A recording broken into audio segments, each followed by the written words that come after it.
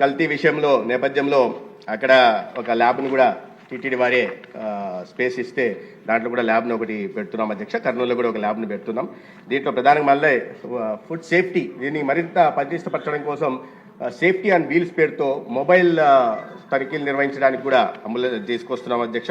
యూనిట్లు తీసుకొస్తున్నాం.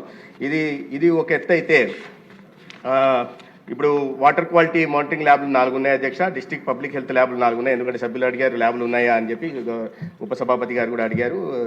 Regional public state public health ల్యాబ్లు 3 ఉన్నాయి. అదేవిధంగా వీటిలో ఇది అయితే చెప్పాను నేను కొరత ఏముందనేది.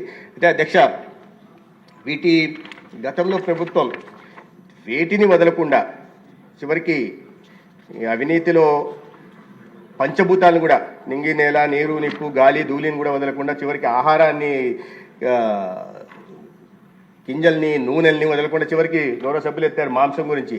మాంసంలో కూడా కల్తీ చేసి అవినీతికి పాల్పడదామని ప్రయత్నం చేశారు అధ్యక్ష. మనకు తెలుసు మటన్ షాపులు పెట్టే ప్రయత్నం కూడా ప్రభుత్వం చేయబోయింది. దాంట్లో నాకు ఇప్పుడు అర్థమవుతోంది ఈ శాఖకు వచ్చిన తర్వాత ఎందుకు మాంసం షాపులు పెట్టబోతున్నారు, ఎందుకు ఇటువంటి అద్భుతమైన ఆలోచన గత ముఖ్యమంత్రికి వచ్చిందని నేను భావించాను. కానీ దాంట్లో కూడా అవినీతికి ఆస్కారం ఉందనే భావంతో మటన్ షాపులు తెరవబోయారనే విషయం ఇప్పుడు దీంట్లో ఇంత పెద్ద ఎత్తున జరుగుతున్న విషయం చూసిన తర్వాత నాకు అర్థమవుతుంది అధ్యక్ష.